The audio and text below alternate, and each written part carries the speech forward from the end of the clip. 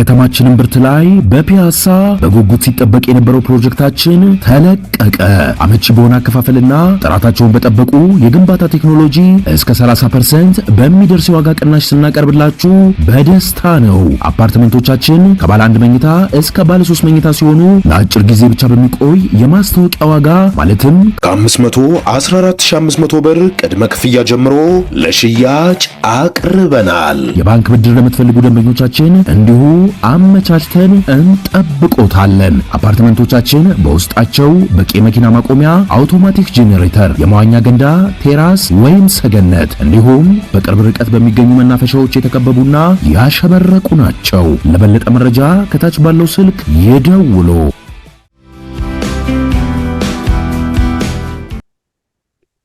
ጤና ይስጥልን ክቡራን ተመልካቾቻችን፣ ሲሳይ አገና ከሉዓላዊ ሚዲያ ሐሙስ ጥር 28 2018 ዓመተ ምህረት አስተማማኝ ከሆነ ቦታ በግሌም ያገኘሁት መረጃ ነው። መኪኖቹ ወደ 21 መኪና ነው ሄደው ሲጓጓዙ የሚታዩት። በቀጥታ የተቀረጹት 6-7 መኪኖች ናቸው። በአጠቃላይ ተቆጥረዋል። 21 መኪኖች ተሻግረዋል። ከነሳቢያቸው ወደ ኤርትራ የተሻገሩት በአዲግራት አቅጣጫ ዛላምበሳን አልፎ ሄደዋል። እንግዲህ ኤርትራ የምትልከውን ነገር በራሷ መኪና መላክ አልፈለገችም ማለት ነው። ወታደር ነው የምትልከው፣ መሳሪያ ነው የምትልከው።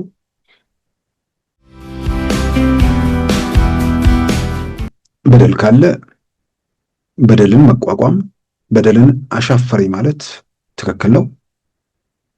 በደልን ለመቋቋም ግን በደልን ለመቃወም ራስን በበቂ ማዘጋጀት ደግሞ በጣም ጠቃሚ ነው። ከምንም በላይ አሁን እነዚህ ሰዎች እየተዋጉ ያሉት ጠለምት ላይ ሞከሩ፣ ተመቱ፣ ወደ ራያ ግንባር ሄደው በቀጥታ ከትግራይ የሰላም ኃይል ጋር መዋጋት ውስጥ ገቡ።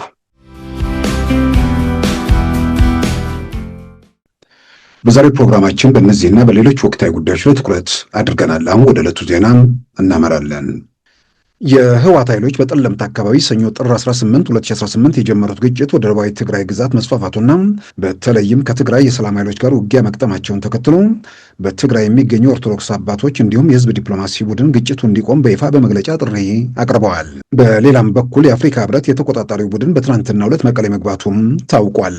ይህ በእንዲህ እንዳለም የህወሓት ኃይሎች ቁጥራቸው ከ20 የሚበልጡ የጭነት መኪኖችን ምንም ነገር ሳይዙ ትናንት ወደ ኤርትራ ማሻገራቸውን በቪዲዮ ጭምር በተደገፈ መረጃ ማረጋገጥ ተችሏል። መኪኖቹ መሳሪያ ወይም የኤርትራ ወታደሮችን ለማጓጓዝ ስራ ላይ ሊውሉ እንደሚችሉ የመረጃ ምንጮች ጥርጣሬያቸውን የገለጹ ቢሆንም መኪኖቹ ለምን እንደተጓዙ ግን ይህ ዘገባ እስከተጠናቀረበት ጊዜ ድረስ ማረጋገጥ አልተቻለም። ትላንት ረቡዕ ጥር 27 2018 ከምሽቱ 1 ሰዓት ላይ በአዲግራት አቅጣጫ ዛላምበሳን አልፈው ኤርትራ ግዛት ሰርሃ ወደ ተባለው ስፍራ የተንቀሳቀሱት የጭነት መኪኖች ከነተሳቢያቸው በአጠቃላይ ቁጥራቸው 21 ሲሆን ኮሎኔል ኃይለ ሥላሴ አሰፋ የተባሉ የአርሚ 15 ኮር 155 አዛዥ መኪኖቹን መርተው ወደዚያ መጓጓዛቸውን ከደረሰን ዝርዝር መረጃ መረዳት ተችሏል። ይህ ዘገባ እስከተጠናቀረበት ዛሬ ሐሙስ እኩለ ቀን ድረስ መኪኖቹ ወደ ኢትዮጵያ ግዛት ትግራይ ክልል አልተመለሱም። የህወሓት ኃይሎች ጥር 18 2018 በጸለምት ባደረጉት ትንኮሳ ከፍተኛ ኪሳራ ስለደረሰባቸው ኃይላቸውን ለመሳብ መገደዳቸውን የሚገልጹት ምንጮች ጀነራል ታደሰ ወረደ በፈቃዳቸው ሰራዊታቸውን ያስወጡ በማስመሰል የሰጡት መግለጫ የነበረውን እውነታ ማስተባበልና ተመተው መመለሳቸው መካድ እንደሆነም ገልጸዋል። የህወሓት ታጣቂዎች ጸለምት ላይ ከተመቱ በኋላ ኃይላቸውን ወደ ራያ በከፍተኛ ቁጥር በማንቀሳቀስ በዋናነት በትግራይ የሰላም ኃይሎች ቲፒኤፍ ላይ የተነጣጠረ ጥቃት በአፋርና ራያ አዋሳኝ አካባቢ በተለይም በቢሶበር ውጊያ የከፈቱ መሆናቸውን ሂደቱን የሚከታተሉ ምንጮች ገልጸዋል። የህወሓት ኃይሎች ጸለምት ላይ ጥር 18 2018 የጥቃት ሙከራ ባደረጉበት ወቅት በተመሳሳይ ጊዜ በዋጀራት የሰላም ኃይሉ ላይ የከፈቱትም ጥቃት መክሸፉ አሁን ከፍተኛ ኃይል ለማሰማራት መገደዳቸው ነው የተገለጸው። የህወሓት ኃይሎች አሁንም ከፍተኛ ኃይል እያሰማሩ ቢሆንም የትግራይ የሰላም ኃይሎችን ከይዞታቸው መግፋት አለመቻላቸውን፣ ነገር ግን በሁለቱም ወገን ጉዳት መድረሱ ተዘግቧል። የትግራይ የሰላም ኃይሎች የህወሓት ታጣቂዎችን መማረካቸውንና የውጊያውን ውጤት በምስል ማስቀረታቸውን፣ ነገር ግን ለህዝብ ይፋ ለማድረጋቸውም ተመልክቷል። የህወሓት ኃይሎች ግን ቁጥራቸው ከ10 የማይበልጡ የትግራይ ሰላም ኃይሎችን ማረክን በማለት በጎዳና ላይ በህዝብ መሃል ሲያስጉዟቸውና በመኪና ላይ አስረዋቸው ታይተዋል። ግጭቱ መቀጠሉን በተለይም በህወሓትና በትግራይ የሰላም ኃይሎች መካከል ውጊያ በመካሄድ ላይ መሆኑን የተከታተሉት በትግራይ የሚገኙ የኦርቶዶክስ ተዋሕዶ ቤተክርስቲያን አባቶች በአንድ እናት ልጆች መካከል የሚደረግ መገዳደል መቆም አለበት ሲሉ ጥሪ አቅርበዋል። የትግራይ የህዝብ ዲፕሎማሲ ቡድን በንግግር መፈታት በሚችል ጉዳይ የወንድማማቾች መገዳደል ሊቆም ይገባል ሲል ጥሪ አቅርበዋል። የሲቪክ ማህበረሰብ ድርጅቶች፣ ሚዲያዎች፣ የሃይማኖት አባቶች እንዲሁም ተጽዕኖ ፈጣሪ ግለሰቦች ግጭቱ እንዲቆም ግፊት ያደርጉ ዘንድ የትግራይ የህዝብ ዲፕሎማሲ ቡድን ጥሪ አቅርበዋል። ከትግራይ የሰላም ኃይሎች ጋር በዋጅራትና በራያ አካባቢ የተከፈተውን ጦርነት በበላይነት የሚመሩት ሜጀር ጀነራል ዮሐንስ ወልደ ጊዮርጊስ መሆናቸው የተገለጸ ሲሆን በውጊያው ሂደት የፌዴራል መንግስት በተመረጡ ኢላማዎች ላይ የድሮን ጥቃት ከመፈጸሙ ውጭ በውጊያው እንዳልተሳተፈም ተመልክቷል። የድሮን ጥቃቱን በመሸሽ ሜጀር ጀነራል ዮሐንስ ወልደ ጊዮርጊስ የሚጠቀሙበትን መኪና በመተው በአነስተኛ መኪኖች እየተንቀሳቀሱ መሆናቸውንም የአካባቢው ምንጮች ገልጸዋል። ይህ በእንዲህ እንዳለም በፕሪቶሪያ የሰላም ስምምነትና ይህንን መሰረት ባደረገው የናይሮቢ ዲክላሬሽን መሰረት በአፍሪካ ህብረት የተቋቋመው የአፍሪካ ህብረት የሞኒተሪንግና ቬሪፊኬሽን ቡድን አባላት በትናንትናው ዕለት መቀሌ መግባታቸው ታውቋል። ተቆጣጣሪውና አረጋጋጭ ወይንም የሞኒተሪንግና ቬሪፊኬሽኑ ቡድን የህወሓት ታጣቂዎች መሳሪያ መፍታታቸውን የመቆጣጠርና ሪፖርት የማድረግ ኃላፊነት ጭምር እንደተሰጠው ይታወቃል።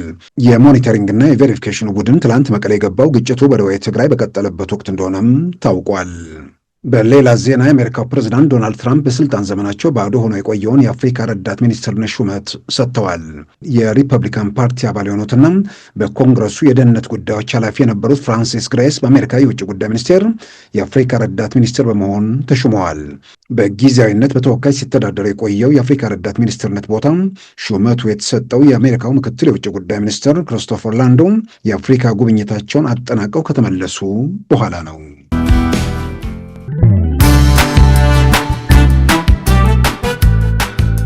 ሉዓላዊ ሚዲያን ይደግፉ።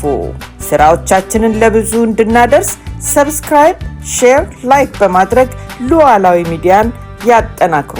እውነትን እንዘግባለን፣ ኢትዮጵያዊነትን እናቀነቅናለን።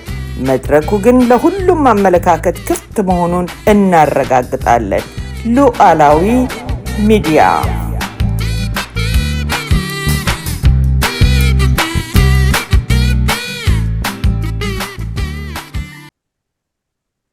ክቡራን ተመልካቾቻችን ባለፈው ሳምንት መጀመሪያ በጠለምት አካባቢ ጥር 18 2018 በህወሓት ኃይሎች በተፈጠረ ትንኮሳ ግጭት መጀመሩ ሲገለጽ ቆይቷል። መጨረሻ ላይም የትግራይ ጊዜያዊ አስተዳደር ፕሬዝዳንት ጀነራል ታደሰ ወረደም ታጣቂዎቻችንን ስበናል ብሎ በዚህም የተነሳም ወደ ትግራይ የሚደረጉ በረራዎች ተቋርጠው ቆይቷል። ከዚህ ሳምንት ጀምሮ ደግሞ በረራዎቹ እንደገና ጀምረዋል። በሌላም በኩል የአፍሪካ ህብረት የሞኒተሪንግ እና ቬሪፊኬሽን ቲም ደግሞ መቀሌ ደርሷል። ጠለምት ላይ ወጣ የተባለው የህወሓት ኃይል ሙሉ ኃይሉን ደግሞ ሰብስቦ ወደ ደቡባዊ ትግራይ አቅጣጫ በመንቀሳቀስ በተለይም ከትግራይ የሰላም ኃይሎች ጋር ውጊያ ውስጥ መሆኑ በግልጽ እየታወቀ ነው። ይህን በተመለከተ እንግዲህ በትግራይ የሚንቀሳቀሱ የሃይማኖት አባቶች እንዲሁም የተለያዩ ተቋማት የተቃውሞ ድምጻቸው ወይ ደግሞ ግጭቱ እንዲቆም ጥሪ እያቀረቡ እንዳሉ እንግዲህ በተለያየ መንገድ መረጃዎች እየሰማን ያለው ምናልባትም በዚህ ረገድ እየተደረጉ ባሉ ጥረቶች ሽምግልና ቡድን ወደ ታጣቂዎቹ ማለትም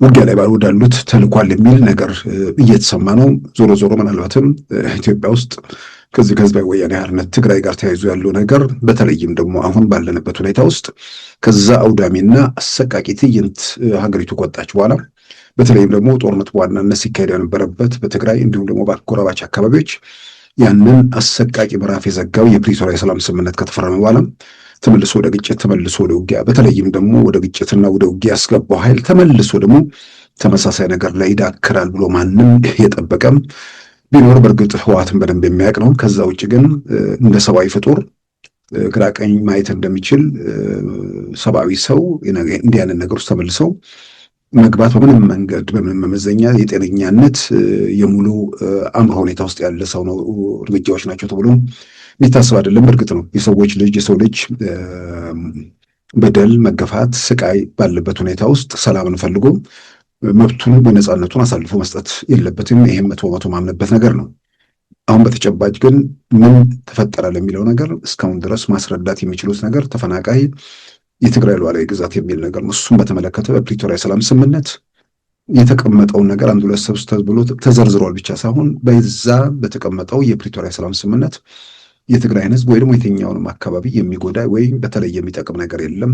በዘላቂነት ሰላምን ለማረጋገጥ የሚያስችል ስምምነት ነው። ይህን ስምምነት በተመለከተም የተፈናቃዮችን መመለስን በተመለከተ የታጣቂዎቹ አዛዦች ጭምር አዲስ አበባ ሄደው ከሚመለከታቸው የሀገሪቱ የመከላከያ ባለስልጣናት እንዲሁም ደግሞ የፖለቲካ መሪዎቹ ከፖለቲካ መሪዎች ጋር ተነጋግረው አቅጣጫ አስቀምጠው ከተመለሱ በኋላ እንደገና ሌላ ነገር ውስጥ ለምን መግባት እንደፈለጉ የሚያውቁት እነሱ ናቸው።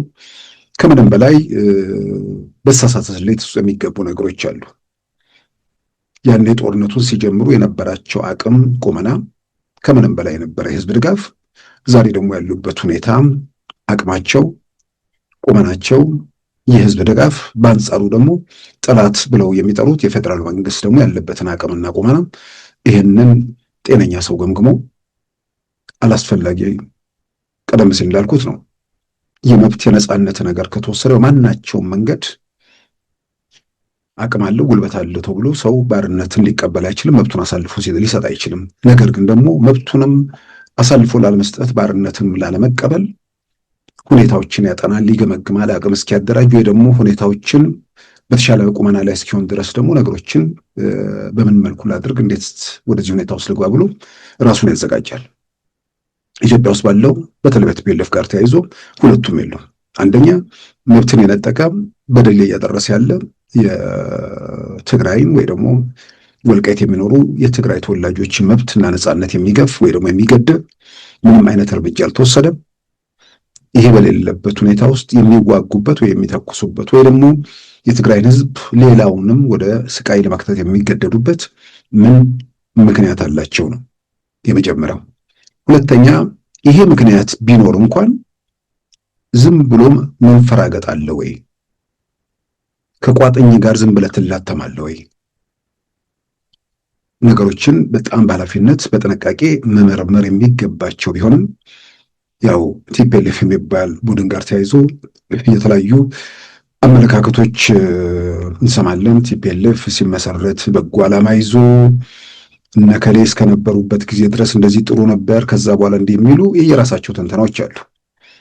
ቲፒኤልኤፍ ሲመሰረት ጀምሮ የተመሰረተበት ዓላማ የትግራይን ህዝብ ካለበት መከራ ወይ ደግሞ ከመገለል ወይ ደግሞ መበደል ነፃ ለማውጣት ነው ወይንስ በዛን ወቅት ደግሞ በተለየ በትግራይ ህዝብ ላይ የሚደረግ ነገር አልነበረ ወይ? በይበልጥም ምክንያቱም አጠቃላይ ነገሮችን መፍትሄ ፍለጋ ሲካሄድ አጠቃላይ ነገሮችን መገምገምና ማንበብ አስፈላጊ ነው። በተለይም ደግሞ የደርግ መንግስት በመጣበት እነሱ ወደ ጫካ የገቡት ደርግ በየካቲት 1967 መስከረም 2 የኢትዮጵያን ማዕከላዊ መንግስት ስልጣን ከተቆጣጠረ ንጉሱን ካወረደ በኋላ ነው። ከዛ በኋላ መስከረም የደርግ መንግስት ስልጣን ላይ ወጣ። የካቲት ላይ ህወሓት ጫካ ገባ። የደርግ መንግስት በዛ ወደ ስልጣን በመጣባቸው 6 ወራት ውስጥ ምን ነበር ሲያደርግ የነበረው? ወታደራዊ መንግስት ነው እርግጥ ነው፣ ግን በተለያየ መንገድ ሲደረጉ የነበሩ ስር ነቀል እርምጃዎችም ያው በሂደት እነሱ ጫካ በገቡ በአጭር ጊዜ ውስጥ ይመስለኛል የሐምሌው ትንሽ ቆይቷል። የመሬት ላራሹ አዋጅን ጨምሮ በርካታ ስር ነቀል እርምጃዎች በኢትዮጵያ የተወሰዱበት ነው። የዘውዳዊ አገዛዝ ተገርስሶ የደርግ መንግስት በመጣበት በ6 ወራት ጊዜ ውስጥ ጫካ ለመግባት የሚያስገድድ ሁኔታ ነበር ወይ? ይህ መንግስት ወታደር ሁሉ አምባገነን ይሆናል የሚለው መደምደሚያ ያስኬዳሉ። አሁን ብዙዎቹ ጋር ከሰዎች ጥያቄ ሲያነሱ ወይ ደግሞ ሲከራከሩ የሚያነሱት የወታደር ባህሪ ይታወቃል፣ ወደ አምባገነንነት ነው የሚያመራው ነው። የዛሬ 12-13 ዓመት የመጀመሪያውን የህወሓት ሊቀመንበር ዶክተር አረጋዊ በርሄን ቃለ ምልልስ ባደረኩላቸው ወቅት ኢሳት ላይ ተመሳሳይ ጥያቄ ጠይቄ አዝማሚያው ግልጽ ነበር። የወታደር መንግስት ወደ አምባገነንነት ነው። የወታደር መንግስት ጄሪ ሮሊንግ የጋናው እዛች ሀገር ውስጥ ዲሞክራሲያዊ መሰረት ለመጥረግ ከሳቸው የተሻለ ለዛች ሀገር ያደረገ አለ ወይ? እነ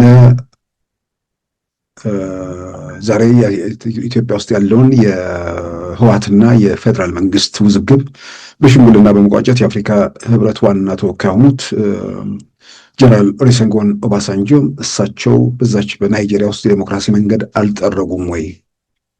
እንዲህ ያለን ሌሎች የሚነሱ ነገሮች ይኖራሉ። አንድ ነገር የሆነ ቦታ ላይ በአብዛኛው ወታደሮች ወደ ስልጣን ከመጡ በኋላ አምባገነን ይሆናሉ ማለት ሁሉም ወታደሮች እስከ መጨረሻው አምባገነን ይሆናሉ፣ ሁሉ ጊዜም ደግሞ ያ ይሆናል ማለት አይደለም። በሲቪል በምርጫ የመጡ መጨረሻ ላይ አምባገነን ሲሆኑ የሚታይበት ምዕራፍም ስላለ ማለት ነው። ዞሮ ዞሮ በዛን ወቅት ግምገማቸው ትክክል ነው ትክክል አይደለም ሊያነጋግር ይችላል። ወደ ጫካ ሲወጡ ግን የመገንጠል አጀንዳ ደግሞ የሚያቀነቅኑ ከመካከላቸው እንደነበሩ ያው በማኒፌስቶም በተለያየ መንገድ በልዩ ልዩ ወገኖች ራሳቸው የህወሓት መስራቾች ጭምር የሚናገሩት ነገር አለ። ምንድን ነበር ዓላማቸው? ምንድን ነበር ግባቸው? በኢትዮጵያ ውስጥ በእኩልነት የሁሉም መብት የተጠበቀባት፣ መብቶች ያልተገደቡባት፣ ሁሉም ኢትዮጵያ ከየትኛውም ጫፍ ያለው የሀገሩ ባለቤት የሚሆንበት የፖለቲካ ስርዓት ለመፍጠር ነው ወይስ በኢትዮጵያ ውስጥ የበላይነትን ለማረጋገጥ ነው የተንቀሳቀሱት የሚለውን ያለፉበትን ሂደትና አጠቃላይ ሁኔታዎችን ገምግሞ የሰው የራሱን ገምጋማ ሊያደርግ ይችላል። ግን ነገሮች በጥቅል ስናነብ በየትኛውም መንገድ ወደ ጫካ የገቡበትንም ጊዜ ከዛ በኋላም መጨረሻ ላይ ወደ ስልጣን ከመጡ በኋላ ያየነውን ነገር ገምግመን በየትኛውም መንገድ ኢትዮጵያ ውስጥ የእኩል የሆነ ሀገር በመፍጠር ሂደት ውስጥ ሚና ለመጫወት ሳይሆን በሆነ መንገድ የበላይነት ለማስፈን ፈልገው መንቀሳቀሳቸውን የሚያሳዩ ምልክቶች ከበቂ በላይ የደመቁ ናቸው። ምናልባት መሀል ላይ የወጡ ከሂደቱ የተገለሉ ሰዎች ፍላጎታቸው ያ ላይሆን ይችላል። ስለዚህ ከመነሻው ጀምሮ ህወሓት ባለፈበት ሂደት ውስጥ በተጨባጭ የምናውቀው የምንገመግማቸው ነገሮች ጫካ ከገባበት ጊዜ ጀምሮ ምክንያታዊ የሆኑ ነገሮች በአብዛኛው የሚታይ ነገር አይደለም። ስለዚህ ያን ሁሉ ሂደት አልፎ ከዛ በኋላ ኢትዮጵያን የፖለቲካ ስልጣን ተቆጣጥሮ 27 ዓመታት ስልጣን ላይ በቆየባት ጊዜ ዓለም የተለወጠበት ብዙ ነገሮችን ለማስተካከል ከማንም በላይ እድልና አጋጣሚ እጃቸው ላይ የወደቀበት ጊዜ ነበር። አንዳንዶች ምናልባትም አጠቃላይ ግምገማ ለእነሱም በተለይ ለኤርትራ መንግስት የሚሆን ያ እነሱ ወደ ፖለቲካ ስልጣን የመጡበት ዘመን ዓለም የተናወጠበት ዘመን ነበር። ረዥም ጊዜያት ውጊያ ላይ ቆይተው ያቺ የቀዝቃዛው ጦርነት ማክተም የሶሻሊስቱ ካምፕ መዳከም ጋር ተያይዞ ወደ ኢትዮጵያ ፖለቲካ ስልጣን የመጡበት ኤርትራም የተገነጠለችበት ጊዜ ነበረ። ያ ወቅት በብዙ መልኩ ዓለም የተናጋበት ነው። ሶቪየት ህብረት የፈረሰችበት፣ ሌሎች የሶሻሊስት ሀገሮችም እንደዚሁ በተመሳሳይ የፈረሱበት፣ እንደ ኢትዮጵያ ያሉ ሀገራትም ሌላው ቀርቶ በተመሳሳይ በቅርብ ርቀት ያለችው ሶማሊያም ከኢትዮጵያ በወራት ልዩነት ነው የዚያድ ባሬ መንግስት የወደቀው ዓለም የተናወጠበት ዘመን ነው። ያ ዓለም አቀፋዊ ሁኔታ በብዙ መልኩ ጠቅሟል፣ ደግፏቸዋል። ያ ዓለም አቀፋዊ ሁኔታ ለለውጥ እንደደገፈው ሁሉ ደግሞ ለውጡን ይዞ ለመቀጠል ሀገርን ለማሳደግ ደግሞ በጣም የተመቻቸ ሁኔታ ነበር። አንዳንዶች በተለያየ መንገድ ቲፒኤልኤፍ ምንድን ነው ስኬቱ በኢትዮጵያ ታሪክ ውስጥ ሲባል ዲሞክራሲያዊ ችግር ቢኖርበት ይሄ ምክንያት የሆኑትን ሰዎች ነው። ይህ ዝም ብሎ ቲፒኤልኤፍ ጋር እዛ የቆረበና የቆሙ የሚያወራውን አይደለም። በምክንያት የሚያስቡ በምክንያት የሚከራከሩ ሰዎች ችግር ቢኖርበትም ኢትዮጵያ ውስጥ ዲሞክራሲያዊ የሚባል ልምምድ፣ ነፃ ሚዲያ የሚባል ልምምዶች፣ እንደዚህ አይነት ነገሮች ቢያንስ ታይተዋልና የአንድ በጎ መድብለ ፓርቲ የሚባል ምርጫ የፖለቲካ ስርዓትም ወደ ኢትዮጵያ በማምጣትም ያም እንደ አብነት ሊወሰድለት ይገባል የሚሉ የሚያነሷቸው ነገሮች አሉ። ልክ ነው። ከዛ በፊት በንጉሱ ጊዜ ምርጫ ነበር። በንጉሱ ጊዜ የነበረ ምርጫ ለፓርላማ የሚደረግ ምርጫ ነበር። ያው ሀብት ይጠየቃል። በሌላ በኩል ደግሞ ተመራጭ የሚባሉትን ራሶቹ መሳፍንቶቹ መርጠው የሚልኩበት ሁኔታ እንደነበር፣ በተለይ ደግሞ በዚህ ዙሪያ ያው የታለፈበት ነገር በዛ ዘመን እንኳን ስለ ምርጫ እንኳን ስለ ዲሞክራሲ ስለሌላው ማሰብ የሚቻልበት ሁኔታ አይደለም። አንዳንዶች ኢትዮጵያ ፖለቲካ ውስጥ ሁሌም በጣም ማዝነው በኃላፊነት ስሜት ወይ ደግሞ ለመፍትሄ የሚደረጉ ነገሮች አንዳንድ ወገኖች አላይም። አፄ ኃይለሥላሴ ኢትዮጵያ ላይ ትርጉም ያለው ስራዎች ሰርተዋል። ጥያቄ ውስጥ የማይገባ ነገር ነው። ዛሬ ላይ ሆነን ወደኋላ ነገሮችን ሳንገመግም በዛ ዘመን የነበረ የትምህርት ሁኔታና ያለ ኢትዮጵያ የነበረችበትን የተማሪዎች ደረጃ እያለን መንዘረዝራቸው እጅግ በጣም የስኬት ጎዳናዎች አሉ። በዓለም ላይ መወዳደር የሚችሉ ተማሪዎች ኢትዮጵያ ውስጥ ይበቅሉ ነበር። በትምህርት ረገድ እጅግ እጅግ የሚደነቅ ነው። በቃ ምንም ጥያቄ ውስጥ በማይገባ ሁኔታ ማለት ነው። እንደዚህ 1 2 3 ተብለው የሚጠቀሱ የሚዘረዘሩ ነገሮች አሉ። ደግሞ ችግሮችና ውድቀቶች አሉ። ኢትዮጵያ እንደዛ ከዛ በኋላ ወደ ደርግ፣ ከደርግ በኋላ ወደ ህወሓት እንድትሸጋገርም የንጉሱ ስርዓት የፈጠረው ችግር መሆኑን እንኳን ለመቀበል የማይፈልጉ ሰዎች ይታያሉ። እነሱ በቀጥታም በተዘዋዋሪ ተጠቃሚ የሆኑበትንና ያገለገሉበትን ስርዓት ሁሉ ነገር የተሟላ እንደሆነ አድርገው የሚያምኑ ከዛ በኋላ ደግሞ የመጣው በጎ ነገርንም ላለማየት የሚጨፍኑ ምናልባት በደርግ ሰዎች በኩል ብዙ እንደዚህ እያዩ አይደለም። ምናልባት 27 ዓመቱ እነሱ ላይ የነበረው ዶፍ ጊዜም እድልም አጋጣሚ አግኝተው ስለዛ ለመናገር የሚችሉበት ሁኔታ አልተፈጠረም። በእርግጥም በዛ ስርዓት ውስጥ ያገለገሉ ሰዎችን በሆኑ አጋጣሚዎችም ለማግኘት ለማወያየትም ምናምን ሞክረናል። ደፍረውት አደባባይ ወጡ ጥቂቶች ናቸው። ሌሎቹ ዝምታ ውስጥ ነው የቀጠሉት። ለምን ዝም ትላላችሁ ሲባል በዚህ ወቅት ማን ይሰማናል የሚል እንትን ውስጥ ነበሩ። ስለዚህ ያ ወደ አደባባይ ስላልወጡ ሁሉንም ነገር ትክክል ነን ይላሉ አይሉም የሚለውን እሱ መፍረድ አይቻልም። በንጉሱ ጊዜ ግን ያሉ አንዳንድ ሰዎች በንጉሱ ስርዓት ምንም ያልጎደለ የተሟላ እንደው ዝም ብሎ እንደው ይሄ ያልበሰሉ ምናምን ልጆች መጥተው ዝም ብሎ የንጉሱን ስርዓት እንደናዱ አድርገው የሚያወሩ አሉ። ከተጨባጭ እውነታ ጋር የማይያዝ ኢትዮጵያን ትርጉም ባለው ሁኔታ ስር ነቀል የሆነ ለውጥ የጭንጭሰኛ ስርዓትን የገረሰሰ ለውጥ ነው ኢትዮጵያ ውስጥ የመጣው። ገዳዮች ሆነው ኢትዮጵያን በደም አጨቀዩት እንጂ ኢትዮጵያ ውስጥ ስር ነቀል የሚባል ነገር ፈጽመዋል። ኢትዮጵያ ማለት ጭሰኛውን ነው ተገፍቶ በመሬቱ በርስቱ ላይ ባለቤትነቱን ያጣውን ህብረተሰብ ነው እሱ ነፃ ያወጣበት የለውጥ ስርዓት ነው። ስለዚህ አንዳንዴ ጨፍኖ ሁሉን ነገር ለእንትን የሚል ነገር ተገቢ አይደለም። ከዛ በኋላ በመጡ ነገሮች ላይ ሰው ስለሚያተኩር፣ አንዳንዱም ደግሞ ያው ሁሉም ሰው ያለፈበትን ስርዓት የኖረበትን ስርዓት እንደ በጎ የማየት ነገር አለ። በተወሰነ ደረጃ ምንድነው የልጅነት የምናምን ትዝታም ሊሆን ይችላል። አንድ ወቅት አስታውሳለሁ አስቴር አወቀ ረዥም ጊዜ ኢትዮጵያ ውስጥ አልነበረችም። የኢህአዴግ መንግስት ገብቶ በ4-5 ዓመት ውስጥ ወደ ኢትዮጵያ ተጉዛ ነበርና አንድ ኮንሰርት ነበር። ያን ኮንሰርት በተመለከተ ኢምፔሪያል ሆቴል መግለጫ ተሰጥ ነበር። እዛ መግለጫ ላይ ያው በሙዚቃዋ መቼም የተለየች ነች ብዬ በመወስዳት ሰው ነች።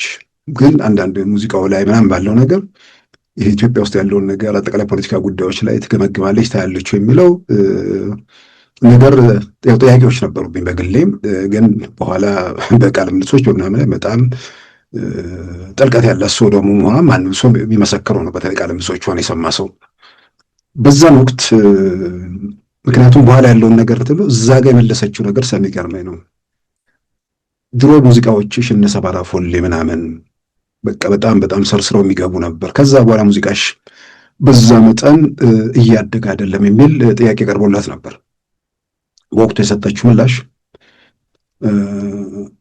ያ ሰው ቃል በቃል አይደለም ያንን የሚጠይቀውን ሰው ያንን ሙዚቃ ስትሰማ በነበረበት ወቅት የነበረ የልጅነት ወይ ደግሞ የህልሜ ሁኔታ የፍቅር ጊዜ እሱን በዋናነት ሊያስታውስ ይችላል። ምናልባትም የዛን ጊዜ ምንድነው መጀመሪያ ጊዜ ያሸተትከው ሽቶ ከዛ በኋላ በዓለም ላይ የሚመጣው ሽቶ ሁሉ ከዛ ጋር አይወዳደርም ብለህ ልታምናለህ ትችላለህና ዘመኑና አንተ ያለበት ሁኔታ የሚፈጥረው ነገር ነው በሚል ያስረዳችበት መንገድ በጣም ይገርመኛል።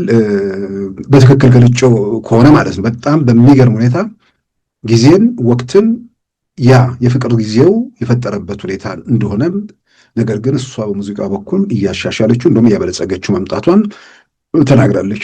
እየተሻሻለ ነው እየተሻሻለ አይደለም እሱ እንግዲህ የሰው ፍርድ ነው። ግን እኔ አሁን ከያዝኩት አንጻር ለማነሳው ነገር በንጉሱ ስርዓት ሁሉ ነገር የተቀደሰ አድርገው የሚወስዱ ሰዎች ምናልባት የልጅነት የወጣትነት የምናምን ትዝታቸው ሊሆን ይችላል። እንደሱም እንደሆነ ይታመናል። ግን ደግሞ ትልቅ ጉድለት ያለበት ትልቅ ክፍተት ያለበት ኢትዮጵያ ውስጥ የተሻለ ሽግግር ለማድረግም መንገዱን በመዝጋታቸው ኢትዮጵያ በደም እንድታጠብ መንገድ ተጠረገ።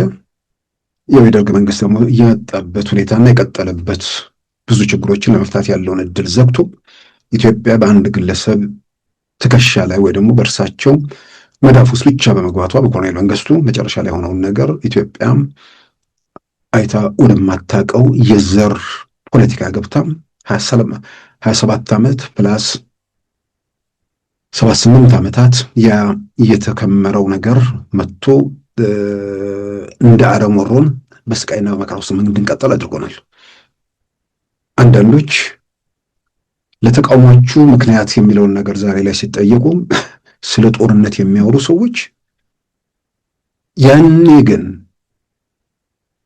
የቲፒኤልኤፍ ዘመን ሲያበቃም ኢትዮጵያ ምን እንደሚገጥማት የሚያውቁና በዛ ደረጃም ግንዛቤ ያላቸውና በዛ ደረጃ የተተነተኑ ነገሮችን ያነበቡ ወይ ደግሞ የተነተኑ ሰዎች ናቸው። ዛሬ ጦርነት አለ፣ ጦርነቱ አላበቃል፣ የጦርነቱ ባለቤት ዶክተር አብይ ናቸው የሚሉ ሰዎች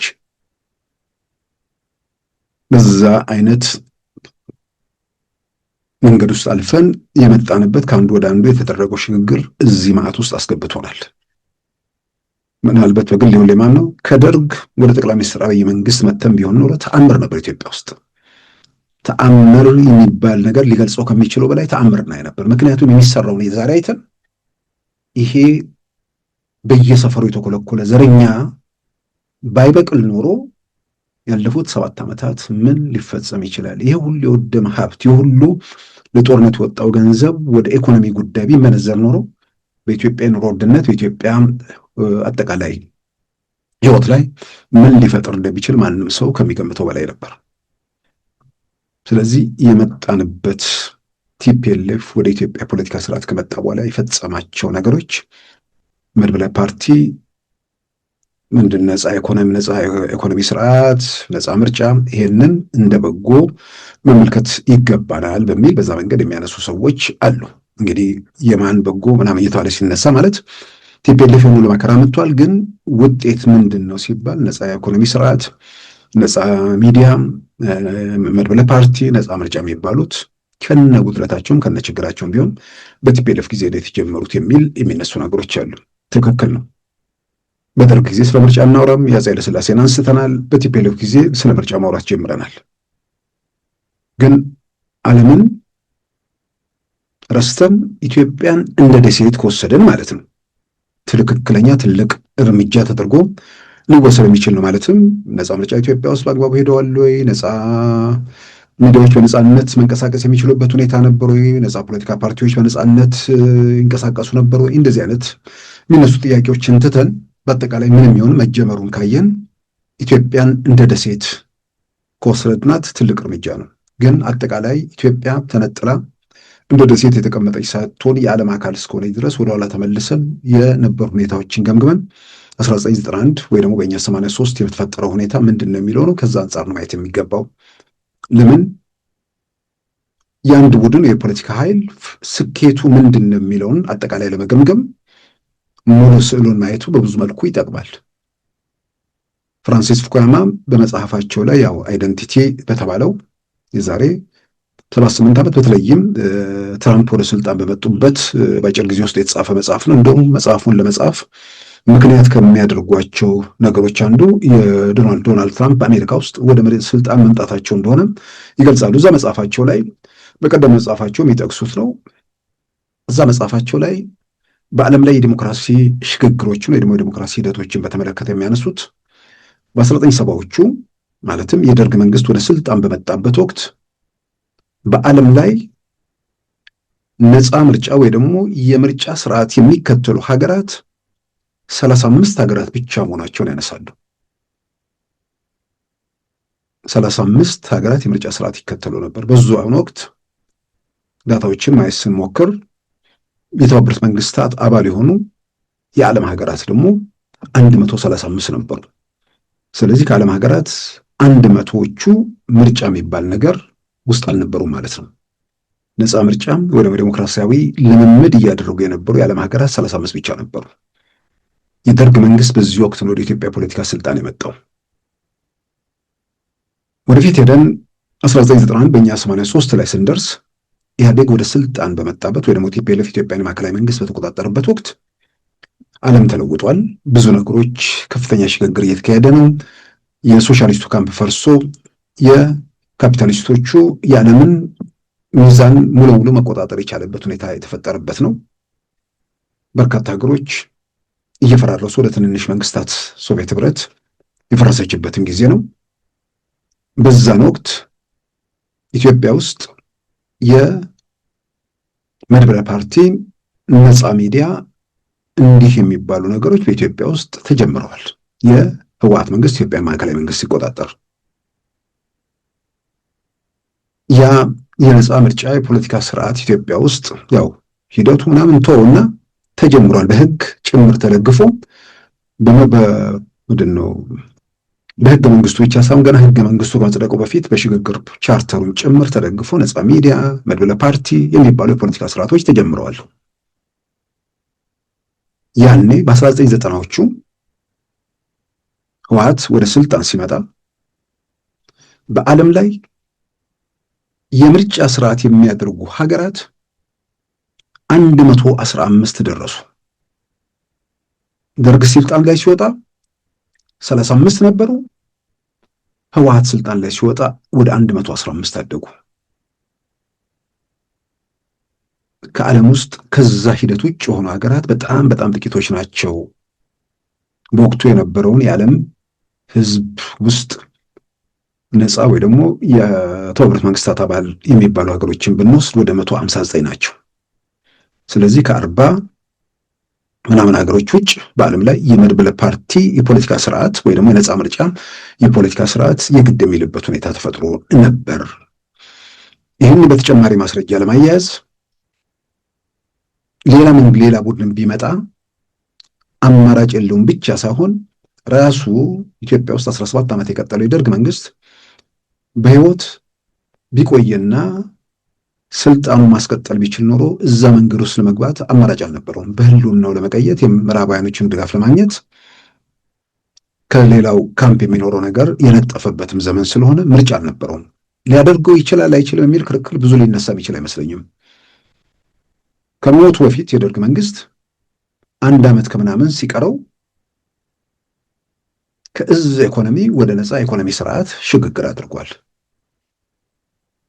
ያውም በዚህ በሶሻሊስቱ ካምፕ የነበረውን የፖለቲካ አስተሳሰብ ከሚሰብሩ ነገሮች አንዱ ያ ነው። ከእዝ ኢኮኖሚ ማለትም ሁሉ ነገር በመንግስት ቁጥጥር ስር ያለበት፣ የግል ባለሀብቶች ተሳትፎ በጣም የተገደበበት። ለምሳሌ በኢትዮጵያ ደረጃ ብናይ በወቅቱ አንድ የግል ባለሀብት የሀብት ጣሪያው 500,000 ብር ነበር። ከዛ በላይ መንቀሳቀስ አይችልም ነበር። ያ ልክ የካቲት 1982 ላይ የደርግ መንግስት ያንን ጣሪያ ያነሳውና ባለሀብቶችም በነፃነት መንቀሳቀስ የሚችሉበት ሁኔታ ተፈጠረ። የቅይጥ የኢኮኖሚ ስርዓት ተፈጠረ ማለት ነው። በዚህም የተነሳ የሚጠቀሱ ነገሮች ካልተሳሳትኩ ከዚህ ቀደም ያነሳሁት ይመስለኛል። አሁን እናቱ ሳሙኤል የሰንሻይኑ ወደ መንገድ ያለው ሰንሻይን ህንፃ የዛ የቅይጥ ኢኮኖሚ ፖሊሲው ወቅት ውጤት እንደሆነ በአንድ ወቅት ሲናገሩ የሰማሁ ይመስለኛል። በኢትዮጵያ ደረጃ ትውልድ ኢትዮጵያዊ ግንባር ቀደም ባለሀብት ሼህ መሐመድ አለሙዲን ለመጀመሪያ ጊዜ ወደ ኢትዮጵያ የመጡትም የደርግ መንግስት የቅይጥ ኢኮኖሚ ፖሊሲ ባወጀበት ወቅት ያው ሞቱ እየተፋጠነ ስለነበር መቀጠል ስላልቻሉ ወይ ደግሞ ቢዝነስ ሳይጀምሩ የህወሓት መንግስት መጣ። ይህም አሁን ወደኋላ መልሼኛውም የደርግን ኢኮኖሚ ፖሊሲ ማነሳው በነበረ ሁኔታ እየተንገታገተ እንደማይቀጥል ሲያቅ ከእውነታዎች ጋር ራሱን ለማስማማት መንገድ ጀምሮ ነበር ከ1 ዓመት ቀደም ብሎ የቅይጥ ኢኮኖሚ ፖሊሲ። ስለዚህ 91 ላይ በፈረንጆቹ ቢደርስና እነ ሶቪየት ህብረት መፍራረሳቸው የግድ የሚል ከሆነ ወደ ነፃ የፖለቲካ ስርዓት ውስጥ ወይ ደግሞ ነፃ ምርጫ የፖለቲካ ስርዓት ውስጥ የመግባት እድሉ አማራጭ የለውም ብለን ልንደመደም የምንችልበት ሁኔታ ነው። ስለዚህ ለኢትዮጵያ የምርጫ ነፃ ምርጫ ደግሞ መድበለ ፓርቲና ሚዲያ በሚባል ደረጃ ያንን በማምጣት ደረጃ ህወሓት አስተዋጽኦ አለው የሚለውን ነገር አጠቃላይ ከዚህ ስዕል አንጻር መገምገም በጣም አስፈላጊ ነገር ነው። እንዳልኩት ኢትዮጵያን እንደ ደሴት ወስደን የምናነጻጽር ከሆነ ዓለም ሁሌ ባለበት ሁኔታ ይቀጥላል የሚል ነገር ከሆነ ልክ ነው። ሚዲያ ምናምን የሚባል በማይታወቅበት ሀገር ወደ ሚዲያም ሽግግር አድርገናል ማለት ነው፣ ወደ ነፃ ሚዲያ።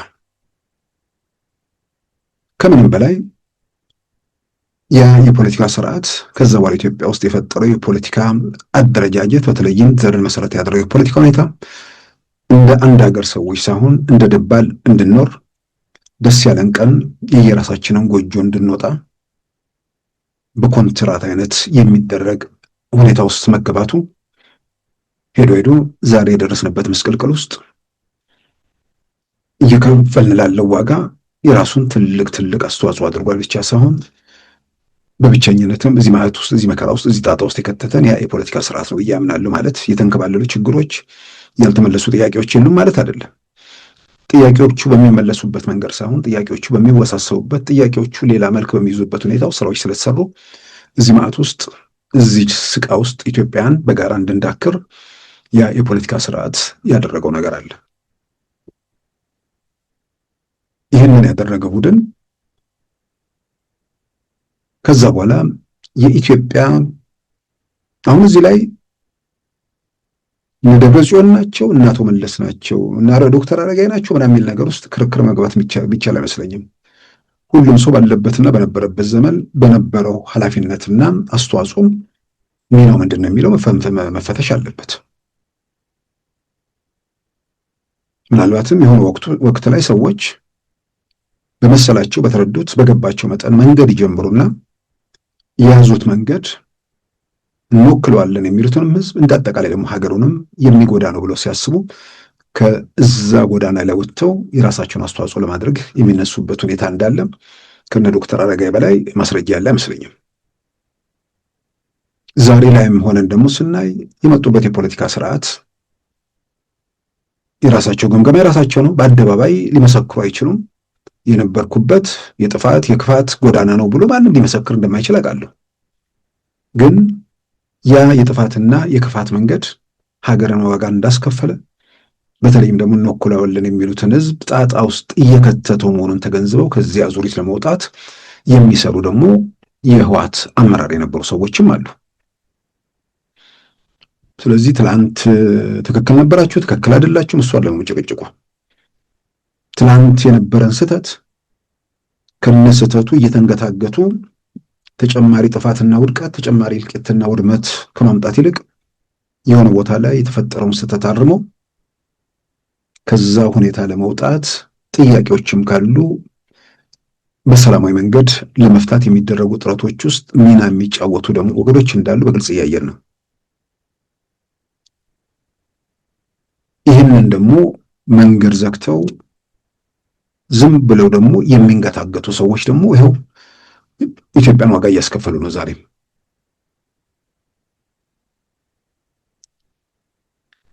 በቀደም ጠቅላይ ሚኒስትር አብይ ኢትዮጵያ ውስጥ ያለውን ሁኔታ በተመለከተ ነገሮችን የገለጹበት መንገድ አባባልን በመጠቀም እግዚአብሔር ጠላት አይስጥ ከሰጠህም ደግሞ በተለይ ደንቆሮ ጠላት አይስጥ የሚለው ነገር በጣም ኢትዮጵያ ውስጥ ላለው ፖለቲካ በጣም መሰረታዊ ነገር ነው። ደንቆሮ ነገም ብቻ ሳይሆን ደንቆሮ ጠላት ዛሬም ብቻ ሳይሆን ነገንም ጭምር የሚገድል ነው ያሉት። ያው በአማራ ክልል ፋኖ የሚባል እንቅስቃሴ ተማሪዎችን እንዳይማሩ አድርጎ 3 ዓመት በየስርቻው እየተርመጠመጠ 3 ዓመት ከምናምን የቀደመው ጋር ተያይዞ ልጆች ከትምህርት ገበታ እንዲርቁ አድርጓል።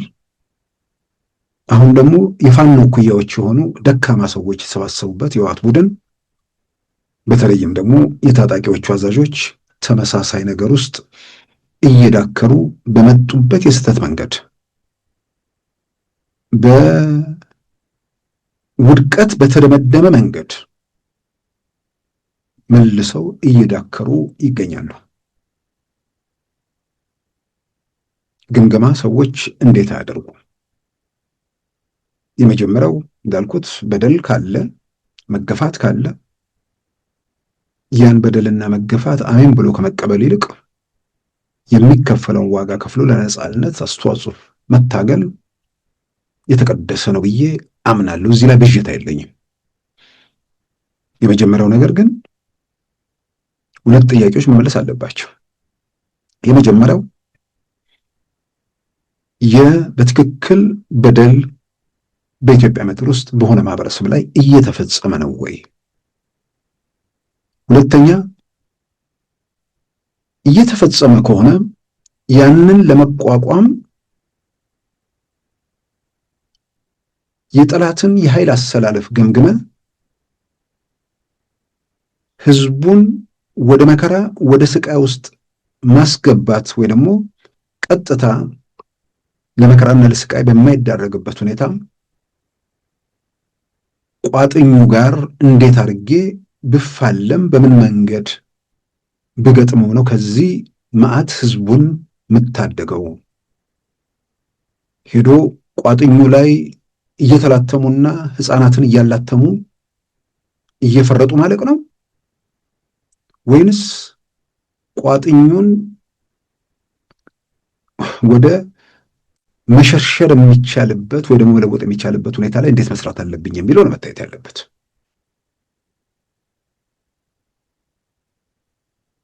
ይሄ ፖለቲካ ይሄ አሁን ስልጣን ላይ ያለው ቡድን ላለፉት 7 ዓመታት የነበረ ቡድን ነው። የዛሬ 4-5 ዓመት 2013 ህወሓት በኢትዮጵያ ሀገር መከላከያ ሰራዊት ላይ ጦርነት ሲከፍት በሁለት እግሩ ያልቆመ መንግስት ነው። በቀደም ጠቅላይ ሚኒስትር አብይ እንዳሉት በእርሳቸው ያው መረጃው የመንግስት መረጃ ነው። እኛ በምናውቀው በሁለት እግሩ እንዳልቆመ እናውቅ ነበር። አጠቃላይ ሁኔታዎችን ገምግመን እርሳቸው ደግሞ በተጨባጭ አመጡት። በአየር ላይ የሚንሳፈፍ እንኳን አንድ ቢጫ ሄሊኮፕተር ነበረው። ዛሬ ከ100 በላይ አለው።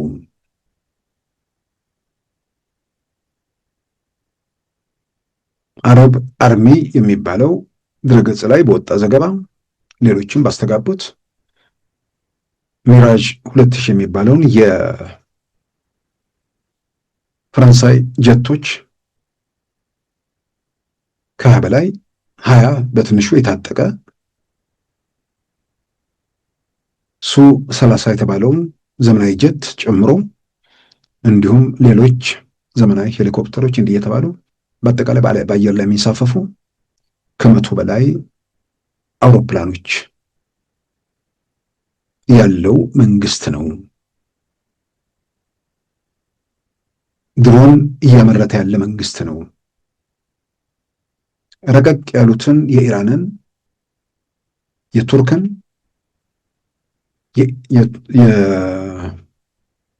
የቻይናን ጨምሮ በአጠቃላይ ኢራን፣ ቱርክ፣ ቻይና የአራት ሀገራት ደግሞ ሌሎች ላቅ ያሉ ድሮኖችንም መታጠቁን የኢትዮጵያ መንግስት አልነገረንም።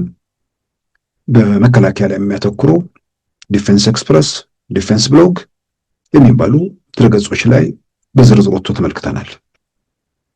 ይሄ በአየር ኃይል ብቻ ማለት ነው። ከዛ ውጭ የኢትዮጵያ የውጭዎቹ ከገለጹ የኢትዮጵያ የሀገር መከላከያ ሰራዊት ብቻ ሳይሆን በስለላው ተቋም በኢንሳ በኢኒስ በምናምን ለየራሳቸው ተግባር የሚውሉ ተመሳሳይ ድሮኖች የሚመረቱበት በአየር ኃይል በኩልም ደግሞ እንደዚሁ የውጊያ ድሮኖች እየተመረቱ ያሉበት ሁኔታ ደግሞ በይፋ ተገልጿል። የድሮን ቴክኖሎጂ ደግሞ የዛሬ 3 ዓመት እንደነበረው ሳይሆን እየረቀቀና እየተሻሻለ መጥቷል ብቻ ሳይሆን ለምሳሌ አሁን ከቱርክ ኢትዮጵያ ከገዛችው ድሮን አንደኛው 25 ሰዓት አየር ላይ ይንሳፈፋል። የሆነ ሰዓት ላይ ጨርሶ ምናምን ወደ መሬት የሚመለስ አይደል። 25 ሰዓት በየትኛው አቅጣጫ ላይ ሆኖ ከላይ ሆኖ ይቃኛል። ሌሎቹ ደግሞ አነስተኛ ድሮኖች መጥተው እዛው አጥፍተው ይጠፋሉ። በቴክኖሎጂ በኩል ያለውን ብልጫ ማለት ነው። በእግረኛው በሜካናይዝዱ በምናምን ደረጃ ካየን በህወሓት ቁጥጥር ስር የነበረ የሀገር መከላከያ ሰራዊት ነበር እስከ መምሪያ ኃላፊነት። ያንን በሆነ ቡድን ቁጥጥር ስር ያለውን ከቡድን ቁጥጥር ስር ማውጣት ብቻ ሳይሆን ያ ቡድን የምንድን ነው መድን ያመጣል ወይ ደግሞ የሆነ ማህበረሰብ ይታደጋል ብሎ የሚያምኑ ሰዎች ሁሉ ነገሮችን አይተው ገምግመው እንደማይሆን የተረዱበት ህዝባቸውም ተመልሶ መከራ ከሚገባ ይልቅ ህዝባችን የትግራይ ህዝብንም ሌላ ኢትዮጵያንም ለመታደግ በዛ ደረጃ ደግሞ በከፍተኛ ቁጥር እንደው ምናልባት ጦርነቱ የሚካሄድበት ወቅት ከነበሩት የህወሓት አባላት በላይ በአሁኑ ሰዓት በኢትዮጵያ ሀገር መከላከያ ሰራዊት ውስጥ በአመራርም በምንም ያሉት ቁጥራቸው የጨመረ መሆኑን ነው የምንሰማው።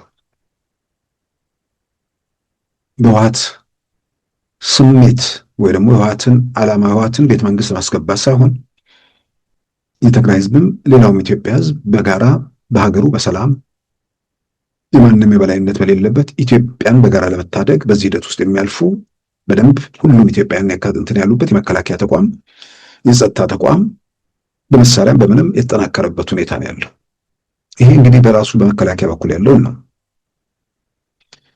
ህወሓትን እንዳለ እንደ ቡድን ከወሰድን የዛሬ 2013 ጦርነቱ ሲገባ የነበረው ህወሓትና ዛሬ ያለ ህወሓት የሀገሪቱን 80% የጦር መሳሪያ መንጠቅ የቻለ ህወሓት፣ አዲስ አበባ መምታት የሚችል ሮኬት የታጠቀ ህወሓት፣ የፖለቲካ መሪዎችን ወታደራዊ አዛዦች ሁሉ አጠገቡ የነበሩበት ከዳር እስከ ዳር ህዝባዊ ድጋፍ የነበረው ህወሓትና ዛሬ ያለ ህወሓት የሰማይና የምድር ያህል የሚራራቅ ነው።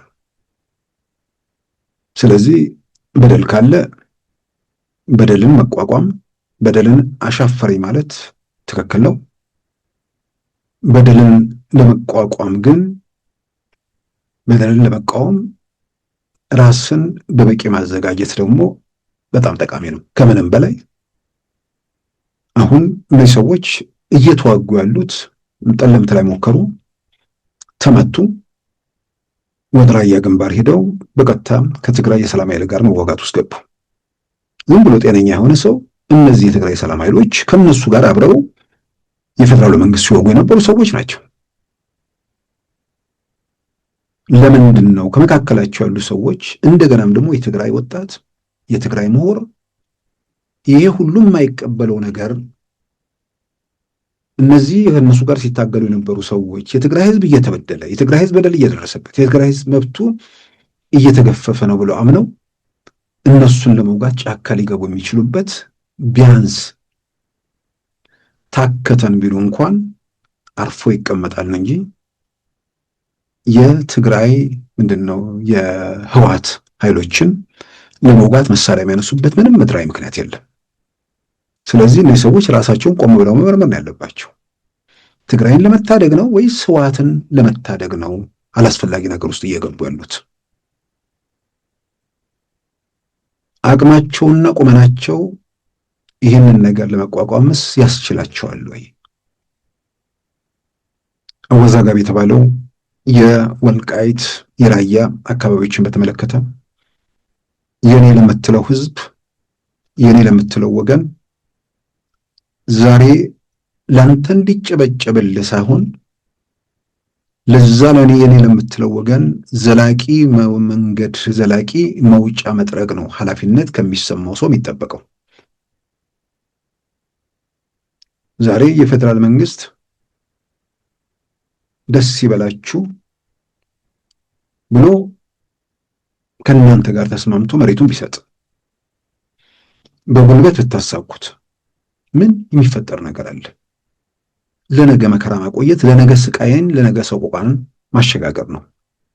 ማንም መብቱ ተድጦ መብቱ ተገፎ ሰላምን ማረጋገጥ የሚቻልበት ሁኔታ የለም። የአፈሙዝ የተደፈጠጠ ሰላም የሆነ ቦታ ላይ መፈንዳቱና በአንድ ጊዜ ብዙ ነገሮች ማቆሸሹ የሚጠበቅ ነገር ነው። ስለዚህ በፓርላማው ላይ ጠቅላይ ሚኒስትር አብይ በግልጽ እንዳስቀመጡት የወልቃይት የራያ ምናምን ጉዳይ የውዝግብ ቦታዎች ስለሆኑ ዘላቂ መውጫ እዛው ነዋሪ የሆኑ ሰዎች ድምፅ ሰጥተው መፍትሄ ማምጣት ነው ያለባቸው። ጥያቄ ሁሉም ኢትዮጵያ ሊያነሳ የሚገባው የሁሉም ሰው መርከቡ ላይ ስላለ መርከቡ እየተሸነቆረ ሁላችንም በጋራ እንዳንሰምጥ የትኛውም ቦታ ላይ የሚፈጠር ክፍተት የትኛውም ቦታ ላይ የሚፈጠር ጉድለት የማንም መብት በተገደበና በቀነሰ ቁጥር ሰላምን እያረጋገጥን ሳይሆን ወደ ውድቀት እየተቃረብን ስለሆነ በዛ ረገድ ያሉ ክፍተቶች ካሉ ለምሳሌ በተፈናቃዮቹ መመለስ ላይ ገደቦች ካሉ የተፈናቀሉ ሰዎች በምርጫ ሂደት እንዳይሳተፉ የሚደረጉ ከሆነ የተፈናቀሉ ሰዎች በአካባቢ ፖለቲካ ላይ ሚና እንዳይኖራቸው የሚደረጉ ገደቦች ካሉ እነዚህ ጥያቄዎችን መሰረት አድርጎ ይሄ መሟላት አለበት የሚለውን ሌላውም የሚደግፈው ሰላሙን ማረጋገጥ የሚመኝ እዛም ያሉ የወልቃይት ሰዎች ሌላው ቀርቶ የመብት ጥያቄ ሲያነሱ የነበሩትም የመብት ጥያቄ እንዴት እንዳነሱ ስለሚያውቁ የሌላውን መብት ደፍጥጠው የእነሱን መብት ማረጋገጥ እንደማይችሉም ይገነዘቡታል ብዬ አምናለሁ። ስለዚህ በዚህ ረገድ የሚደረግ ክፍተትና ጉድለት ካለ ያንን መሰረት አድርጎ ጥያቄ ማንሳት። ከዛ ውጭ ግን አንተ የምትፈልገው የምትመኘው ሁሉ ነገር አገኛለሁ፣ ሌላው ደግሞ የሚፈልገውን ነገር ሁሉ ያጣል፣ ያ ካልሆነ ሰላም አይመጣም የሚል ነገር ሰላምን የሚያመጣ ሳይሆን በራስ ላይ ውድቀትን የሚያውጅ ምናልባትም የመንቀዥቀዥ ነገር ካለው ነውና መንቀዥቀዡ አይጠቅምም። ወደ ኤርትራ የተሻገሩትም ትላንት ምሽት በቪዲዮ ጭምር ተደግፎ ነው። በጣም አስተማማኝ ከሆነ ቦታ በግሌም ያገኘሁት መረጃ ነው። መኪኖቹ ወደ 21 መኪና ነው ሄደው ሲጓጓዙ የሚታዩት። በቀጥታ የተቀረጹት 6-7 መኪኖች ናቸው። በአጠቃላይ ተቆጥረዋል። 21 መኪኖች ተሻግረዋል ከነሳቢያቸው ወደ ኤርትራ የተሻገሩት። በአዲግራት አቅጣጫ ዛላምበሳን አልፎ ሄደዋል። እንግዲህ ኤርትራ የምትልከውን ነገር በራሷ መኪና መላክ አልፈለገችም ማለት ነው። ወታደር ነው የምትልከው፣ መሳሪያ ነው የምትልከው። በጨለማ ድሮ ቴክኖሎጂው ጀት በጨለማ አይነሳም። አሁን ዘመን ተቀይሯል። ወደ ሙሉ ጦርነት ስላልተገባ ወደ ሙሉ ጦርነትን መግባት አስፈላጊ ስላልሆነ ወይ ደግሞ ያ እንዳይሆን ከፍተኛ ጥንቃቄ እየተደረገ እንደሆነ እረዳለሁ። የኢትዮጵያ መንግስት በፍጹም ኃላፊነት አሁንም እየተንቀሳቀሰ እንደሆነ ያሉ መረጃዎችም ያን ነው የሚጠቁሙት። እነዚህ ባዶ መኪኖች ሲመለሱ በምንድነው በዋሻ ስር ካልሄዱ ጉዳት ሊገጥማቸው ይችላል። ዋሻ ውስጥ መንገድ ካልቆፈሩላቸው በስተቀር እና ይሄ አላስፈላጊ በሆነ ነገር ውስጥ ምንድነው መኪና ልኮ መሳሪያ ለማምጣት ነው? ታጣቂ ለማምጣት ነው? ምን ለማግኘት ነው? ጸለምት ላይ ተሞከረ፣ ከሸፈ። ዋጅራት ላይ ምናምን እንደዚሁ የተሞከረ እሱም ላይ መመታታቸውን የሰማነው። አሁን እኔ አንዳንድ ብዙዎች ምናልባት ደም ያንቀዠቅዣል የሚባል ነገር አለ። እንደዛ አንዳንድ ሰዎች እንደዛ ያንቀዠቅዣቸው ይመስለኛል። ደግሞ እንዲያን ነገር በታሪካችን አይተናል። ደም ነው ያንቀዠቅዠው ምንድነው አላውቅም፣ ግን ብዙ ነገሮች የመን ስትፈርስ አሊ አብደላ ሳላህ ስልጣን ያው የአረቡ ዓለም አብዮት እንትን ሲል ስልጣን ይለቀቅ ያሉ ብለው በክብር እንደውም ኢትዮጵያ ውስጥ ቤት ነበራቸው ወደ ኢትዮጵያ ነው የመጡት አሉ። ነገሩን ሲያዩት ለካ ያለ ስልጣን ደግሞ በጣም ይደብራል መሰለኝ።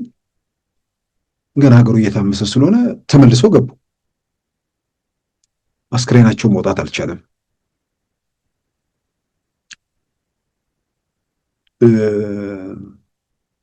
አልኢስላም የሙአመር ጋዳፊ ልጅ ዶክተር ሳይፍ አልኢስላም እሱ አሁን ከዛም በስቲያ ተገደለ። ምናልባት የእሱን ማለት የተለየ የሚያደርገው ያቺ ሀገር አባቱ በነበሩበት ወቅት በጣም የተረጋጋች ሰላሟ የተረጋገጠባት ብቻ ሳትሆን አሁን ካለችው ሊቢያ አንጻር ገነት ነበረች። በብዙ መልኩ የሰው ህይወት በጣም በኢኮኖሚ በምንም በጣም የተሻለ ደረጃ ላይ ነበር። ሀገር ነፃ ሕክምና የሚያገኝ ነፃ ሕክምና ውጭ ሀገር እስከሚሄድ ውጭ ሀገር እስከመሄድ ብቻ ሳይሆን ውጭ ሀገር አስታማሚ ጭምር ይዞ እስከመሄድ መንግስት ድጋፍ ያደርግባት የነበረች ሀገር ዛሬ የጎበዝ አለቆች መፈንጫ፣ አሜሪካ ቨርጂኒያ ላይ ስደት የሰለቻቸው እነ ኮሎኔል ከሊፋ ሀፍጣር አሁን ቀዳዳው ሲገኝ ሄደው ፈላጭ ቆራጭ ነው ለራሳቸውም የፊልድ ማርሻልነት ማድረግ ሰጥተው ሊቢያን ሁለት ቦታ ተከፋፍለው እዛው ደግሞ እርስ በርሳቸው ተሰነጣጥቀው ባሉበት ሁኔታ ውስጥ ሰው ጋዳፊን የናፈቀ መሆኑ በተለያየ መንገድ፣ ሌላው ቀርቶ ጋዳፊን የሚመስል ልብስ የለበሰ ሰው ያን መሰረት አድርጎ የወጡ ቪዲዮዎች ሁሉ አይተናል። ስለዚህ ይሄ ሰው አባትየው ሁሉ ነገር ትክክል ናቸው ማለት አይደለም፣ ግን እርሳቸውን ለማስወገድ የተሄደበት መንገድ ሊቢያን የጎበዝ አለቆች መፈንጫ ነው ያደረጉ። ስለዚህ በምርጫ መሳተፋለሁ ብሎ 2001 ላይ እንቅስቃሴ አድርጎ ነበር። ስለዚህ እሱ ከገባ ተብሎ የምርጫው ሂደት ሙሉ በሙሉ እንዲቋረጥ ነው የተደረገው። አሁን ደግሞ ተጽዕኖ ፈጣሪ ነው በሚል ይመስላል አሁን ጭንብል ያጠለቁ ሰዎች በሚኖሩበት ቤት ገብተው ህይወቱን ቀጥፈውታል።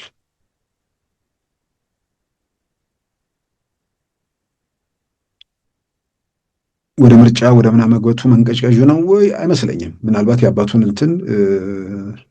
በጎ ነገር የመስራታቸውን ያህል የፈጠሯቸው ክፍተቶች ያመጧቸው ጉድለቶች ዛሬ ለተፈጠረው ሁኔታ አስተዋጽኦ አድርጓልና ያን አርማለሁ ብሎ በጣም ደግሞ የተማረ ልጅ ነው። ከለንደን ስኩል ኦፍ ኢኮኖሚክስ ዶክተሬት ዲግሪውን የሰራ ግን ደግሞ በምቾት ዓለም ውስጥ ስለኖረ የሚለብሰው ልብስ ራሱ በስሙ የተሰሩ ብራንዶች ጭምር የሆኑበት ያ የህይወት ጫፍ ላይ የነበረ ሰው ወህኒ ቤት የሞት ተፈርዶበት በአይሲስ ሲፈለግ የነበረ ያን ሁሉ ምዕራፍ አልፎ እንግዲህ መጨረሻ ላይ ህይወቱን የከፈለበት ሁኔታ ነው ያለው። እንግዲህ ምርጫ ውስጥ ባይገባ ምናምን እያልን ዘረዘራቸው የምንችለው ነገር አለና ቲፔልፎቹ ስላመጣው አንዳንዴ የሆነ ነገር እስከ መጨረሻው ካልሆነ የሚል ነገር ይመስላል። አሁን በዛ ቤተሰብ ደረጃ ካየን ሌሎች ወንድሞቹም እንደዚሁ በጦርነት ወቅት ህይወታቸውን አጥተዋል። በስልጣንም በማዕረግም አብረው የራሳቸውን ልጆች የተወሰነ ቦታ ማስቀምጠው ነበር። በዛ መንገድ እንደዚሁ የሞቱ ሰዎች አሉ። ወደ ኢራቅም ስንሄድ ሳዳም ሁሴንም ሁለት ልጆቻቸው እንደዚሁ በዛ በጦርነት መሀል ነው የተባለው እና የሆነ ነገር ምናልባት ሳዳም ያኔ ተደራድረው ቢሆን ኖሮ ማለት ይቻላል ወይ ጋዳፊ የአረቡ ዓለምን ጦርነት ማስቀረት ይችሉ ነበር ወይ? እንዲህ ያን በርካታ መንዘረዘራቸው ነገሮች አሉ። በቀጥታ ከቲፔልፎቹ ጋር እያያዛል አያያዝም አላውቅም፣ ግን ያለውን በተወሰነ ደረጃ መረጃ መፈንጠቁም አስፈላጊ ነው ብዬ አምናለሁ። ክቡራን ተመልካቾቻችን የዛሬ ሐሙስ ጥር 28 2018 ፕሮግራማችን በዚሁ ተጠናቋል። ጤና ይስጥልን።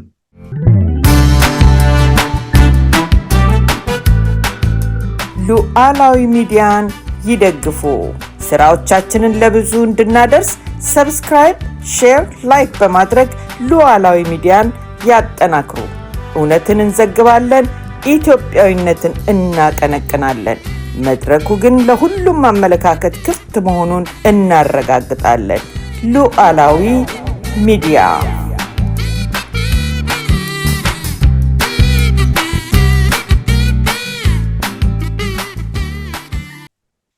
የዛሬ ሐሙስ ጥር 28 2018 ፕሮግራማችን በዚሁ ተጠናቋል። ጤና ይስጥልን።